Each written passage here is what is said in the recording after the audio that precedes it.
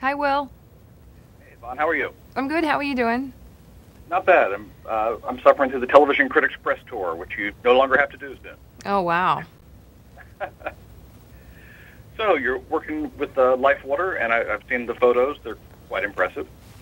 Thank you. Yes, I'm very excited. They're coming out in Sports Illustrated on February 14th.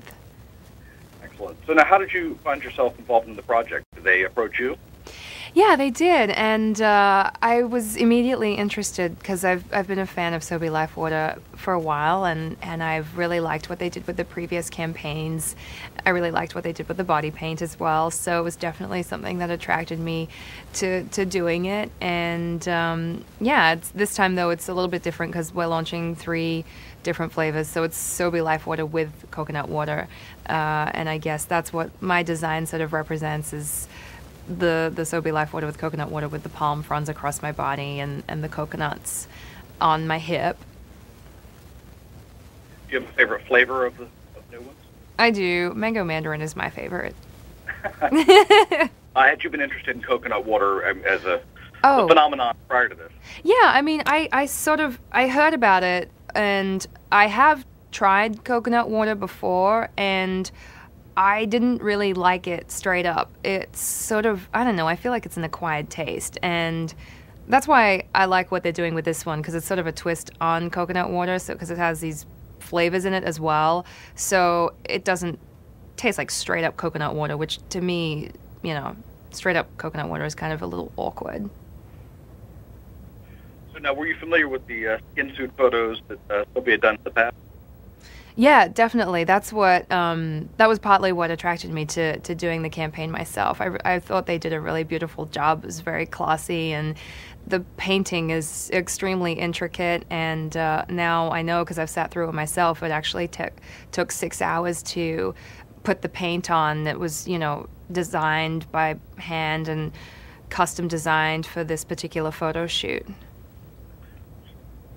Well, you've got the Chuck finale is coming up sooner than later. Yeah. Are you excited or are you a little bit sad? I'm both. I'm very excited to see the final episodes, but it's also very sad to have come to the end of a very long road now. I feel really lucky to have been part of a really cool show like Chuck, and we've lasted for 5 seasons, which is awesome. You know, it's so hard these days to have a show that lasts for this long, and I feel really lucky that we got to work with so many great people, cast and crew, and have so many amazing guest stars, and we got to finish it on our terms. We knew the end was coming. The writers had a chance to write the ending that they wanted, and it feels really good, you know, bittersweet. Do you have any specific favorite guest stars over the years? I loved working with Carrie-Anne Moss, who we've had this season, and last season Timothy Dalton, who played Volkov, was awesome. Scott Bakula, Linda Hamilton. There's been so many, but yeah, definitely, they've all been wonderful. Cheryl Ladd, who played my mom in the last episode that just aired. Right. Is there anyone in the cast you didn't get to work with as much as you might have liked? Who I didn't get to work with? Right. You know, I've always been part of the more serious side of the show, especially in the beginning. I was sort of the serious anchor, and I got to do a lot of work with Zach and Adam, and I always wanted to work more on the comedy side of things with, you know, Josh Gomez and Sarah Lancaster and Ryan McPartlin and all those guys. So I feel like I've transitioned into that in the last 2 seasons, especially as Sarah Walker has sort of come out of her shell a little bit more and become more comfortable being a normal person, expressing herself normally. I've sort of fallen into the comedy side of the show, which has been great. So I sort of feel like I did get to work with everyone. You know, if we had ended the show maybe 2 seasons ago, I wouldn't have felt this way. But right now it feels pretty well-rounded. And I got to ask you about 3 pop stars, 1 song. Yeah. How did that come about, and what was that experience like? Well, College Humor approached me, and they wanted to do something with me. And I think at the time I was in Australia, so I couldn't do the original thing.